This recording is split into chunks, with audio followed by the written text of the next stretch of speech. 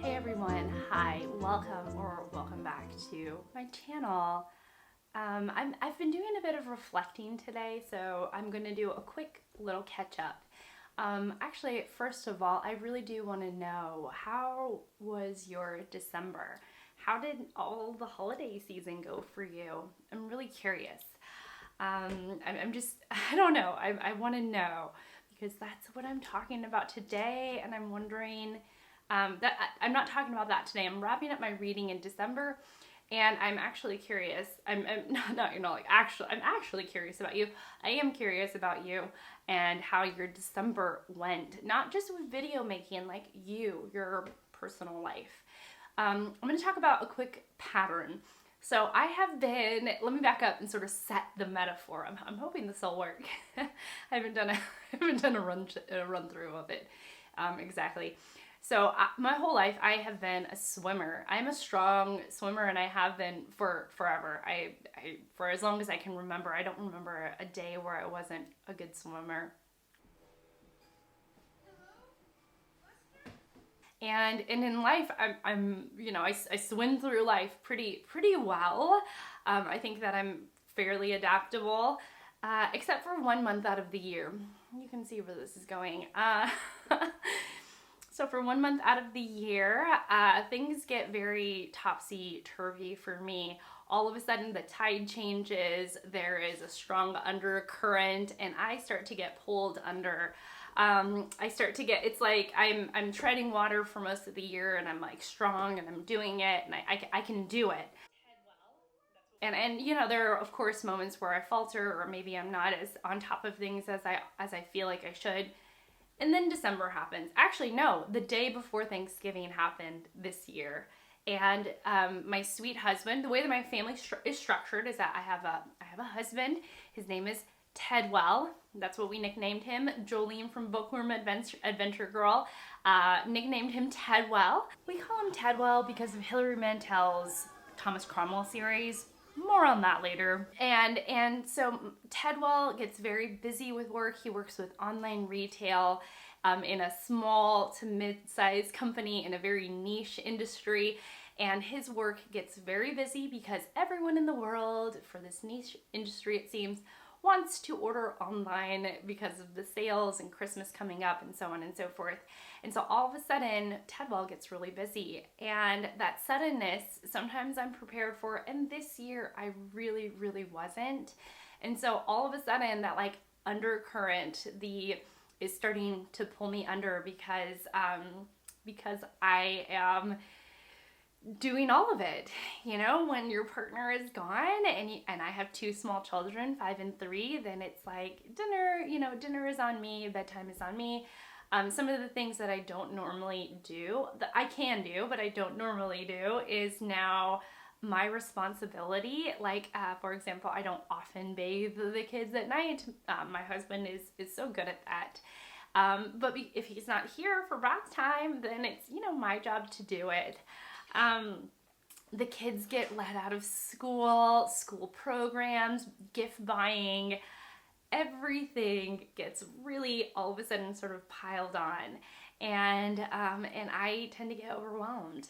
And that strong swimming pace that I have, I start to tread, and then all of a sudden treading water isn't good enough, and I start to get like, the water is coming up right at my nose, and I'm like struggling to breathe almost. And then the tasks start to feel like they're closing in on me because Christmas is here, and I've got to mail presents out, and I want to continue to do the things that I normally do, like visit friends and make YouTube and talk to my mom and spend time with my husband and play with the kids. And then all of a sudden it seems like time is against me. Not actually, but like that time is not on my side. And then what can happen, but it didn't happen this year, so spoiler alert, it didn't happen this year, but what can happen is that everything falls apart. I lose the ability to read, not the ability, but the desire, because I feel like it's one more thing that I have to do. And things that once were pleasurable tend to turn to sawdust in my mouth. They become part of the, let me go back to the metaphor, they become part of the current that is pulling me under. One moment. And as the current is pulling me under, balls get dropped. Appointments are missed. I'm not working out anymore. I'm not drinking enough water anymore. My sleep cycle gets weird. And then it's like I go from swimming well to the feeling of drowning. And this year I feel like I got right up to that point of feeling like I'm getting towed under. And then it didn't happen, which was I'm really grateful for. And I wonder, I'm curious about my future self. So future self, like way future. When you say future, you don't mean me. Maybe if I could remember that my husband gets busy the day before Thanksgiving, or, you know, maybe if I had a better plan in place for what this whole holiday season is like for me, then maybe I can come up with a better strategy and you know,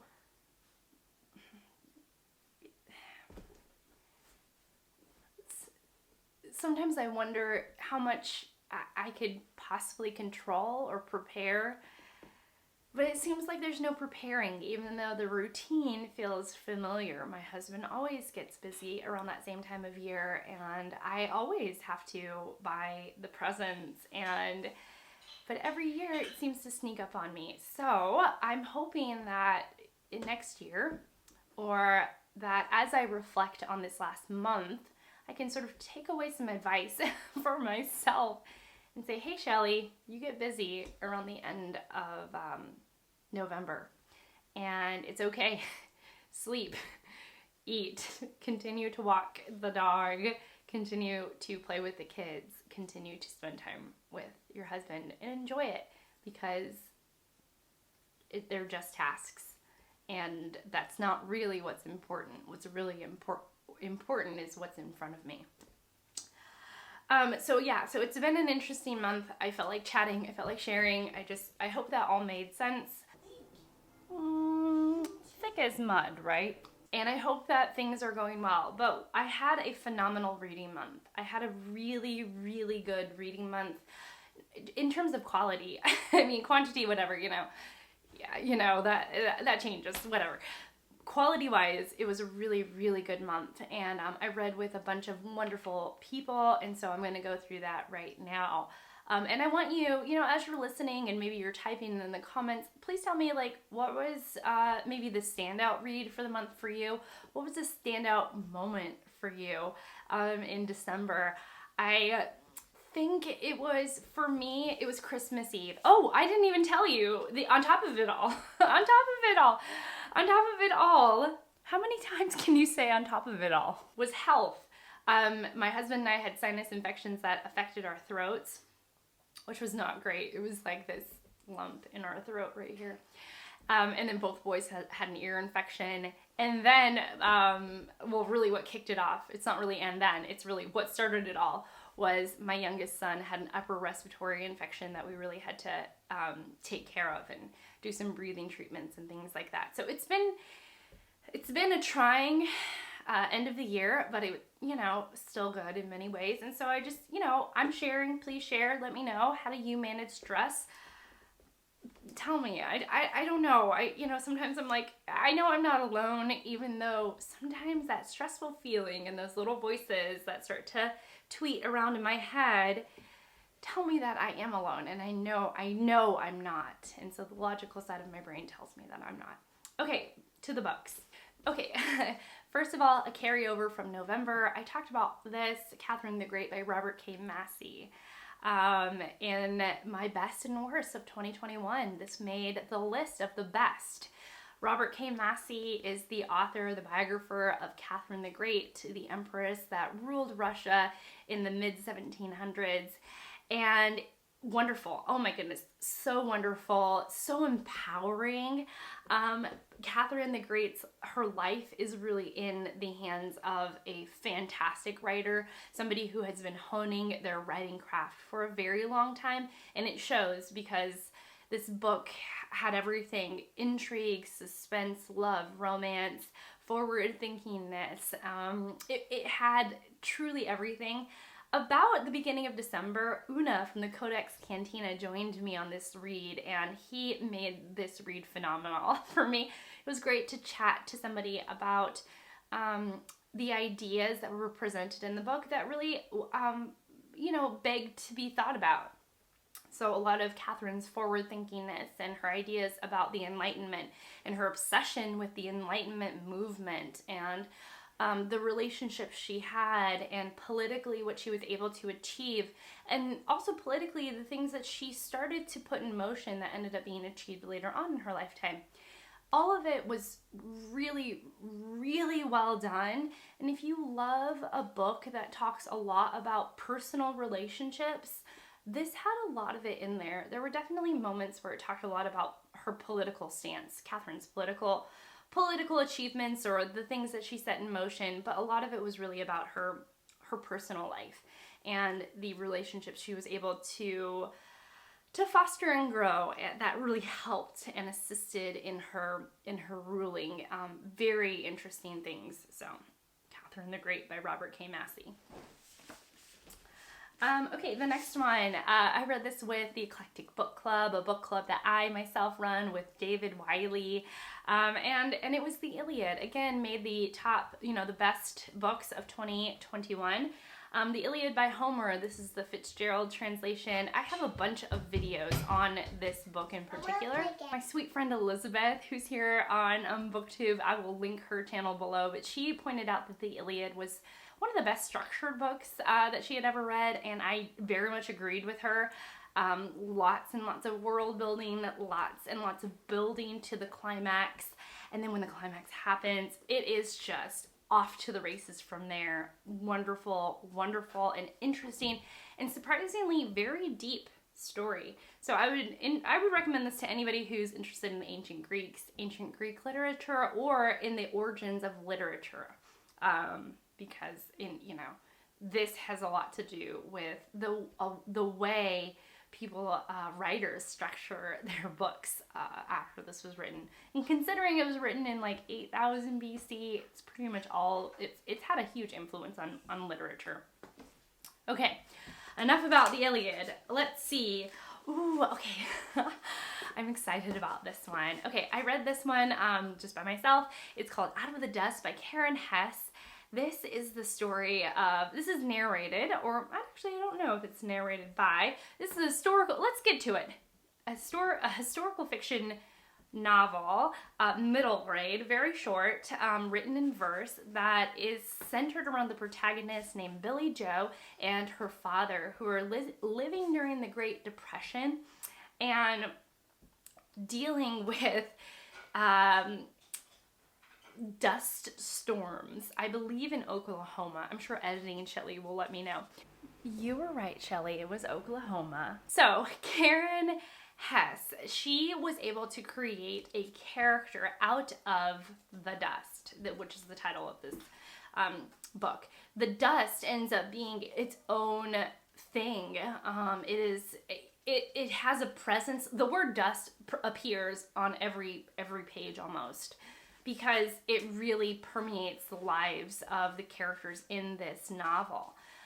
There is people who are dying of dust pneumonia. There are people whose just items are covered in dust no matter how much you clean. And then the dust becomes a metaphor for something else. It's a beautifully sympathetic book that is heartbreaking in its own right, but also hopeful in a way. Really, really well done. One that I will probably revisit in a few years, and one that I want my children to read because it was just that good. Really, really good novel. Okay, next one. Oh, we're getting to all the good ones are, right here. So, Bring Up the Bodies. I read this with the Wolf Hall reading group, or Thomas Cromwell reading group, that I've been reading with for a while now, and that is Jolene from Bookworm and Adventure Girl, AJ Dunn Reads and Writes, Sandy from Miss Reads a Lot, and two wonderful and amazing friends and subscribers, Deborah Johnson and Sonia Devaney.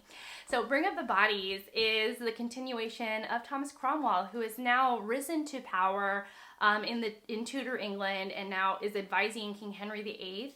And King Henry VIII is quite childlike and falls in and out of love and is sort of moody. And advising someone like that has got to be a bit entertaining, right? So Thomas Cromwell is that advisor. I love Cromwell so much that, that's where we got Tedwell, because he reminds me of Thomas Cromwell. There is a scene near the end.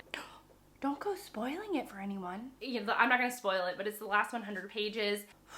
There are these prisoners and they're being interviewed by Cromwell, and there was so much energy in that last 100 pages, maybe even the last 150 pages. So worth the read. And believe me, the pages that preceded that were very interesting and really built a lot, but that climax and the falling action, I mean, it was just really, really well done. It topped Wolf Hall, the previous book, because of those last 150 pages for me. I just really enjoyed this story. If you like historical fiction books set in Tudor England, this is the series for you. Also, if you are mostly a literary fiction reader, if you like books that the author shows a lot of craft, a lot of talent in their writing, Mantel is your lady. She is very, very good at what she does. And she is no normal, no standard historical fiction writer.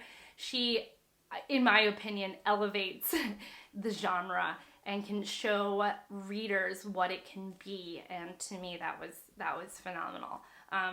Loved her. Okay, the next couple books one of which I've already talked about. It's quite a meditative voice of a book, and it's Charlie Mackesy. I've been saying his name wrong. Mackesy, rather. Mackesy. Mackesy. It's called The Boy, the Mole, the Fox, and the Horse, and it's just quiet, kind of a feel-goody book, which is actually one of the reasons why I know some people are not into that type of reading, that sort of super syrupy sweet reading. For those people, it's not the book for them. But for those who really like very sort of super sugary sweet but also quiet books, this is for you. For example, you can go to almost any page in this book and get like a little nugget of advice. So it says, "Sometimes I think you believe in me more than I do," said the boy. "You'll catch up," said the horse. So just something very sweet and quiet like that on this page.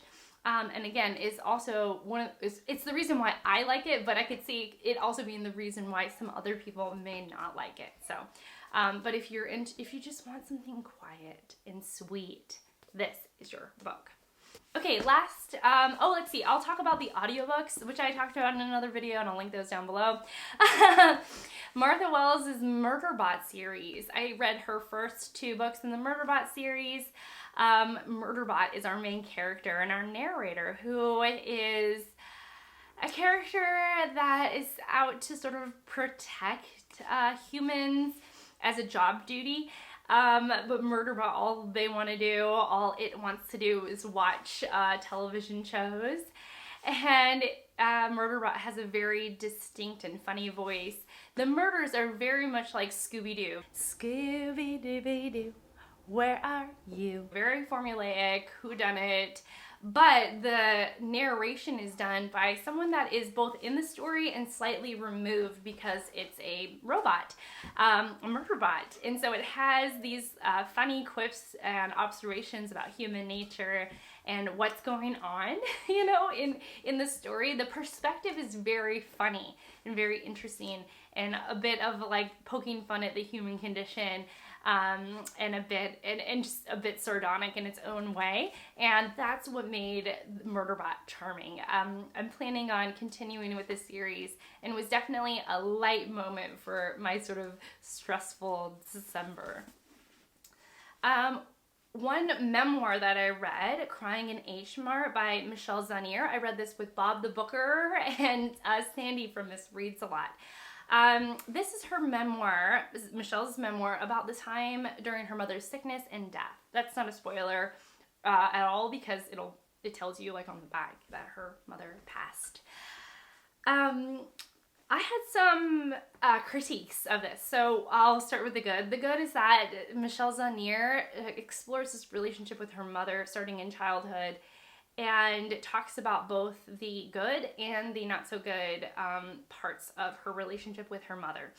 And she does it in this way that feels both compassionate, and she also brings food into it. That's what I was trying to get there, but you know, she talks about the importance of food in her life and in the relationship that she had with her mother. And the passages about food were amazing.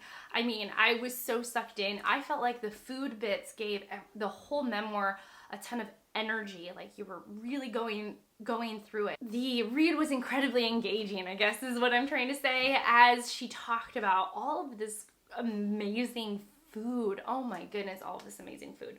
Okay, but there's this section in the middle. This is my critique. There's this section in the middle. Jen from Remembered Reads pointed this out, that where it starts to feel very unedited. And I think a lot of this comes from the fact that Michelle Zauner's mother didn't pass away that long ago, and I don't know if she's figured out a way to sort of condense her mother's sickness into something a bit more readable.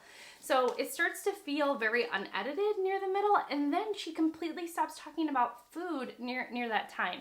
Now, our group talked about this perspective. It could be that, you know, her mother was so sick that you end up forgetting about food, or that her mother really isn't eating very much, and so that the references of food are less relevant during that time. But for me, since that was what was giving the book a lot of energy, when she stops talking about food, it feels very abrupt, and it slows down the reading of the book quite a bit, at least for me. It became a little bit less interesting. And then since she's more talking about the mundanity of grief, twice I talk about the mundanity of grief, and what I really meant to say upon reflection was the grieving process that we are all used to, the one that starts with denial and ends with acceptance. And that's what I mean by the mundanity of grief. I didn't think that she was saying as much that was profound or interesting or even well edited to say. Now, having said that, I've read a lot of memoirs. I've read a lot of memoirs about grief, actually. And this isn't my favorite memoir about grief. It just isn't. But for somebody who hasn't read a lot about grief, I think that this book would actually resonate a lot with them. And actually, I'm going to mail this copy to my sister. She's a reader, just not a big one, and I don't think she reads a ton of memoirs, but I think she will really enjoy this. And if you love Korean culture also, I think you'll get along with this book. Bob has either been to Korea, I'm not sure on the details, I'll link his video down below, but he has connections with Korean culture, and so he was really able to enjoy some of those scenes that were either in Korea or about Korean food specifically. So yeah, I don't know, it just didn't quite work for me, but for very specific reasons.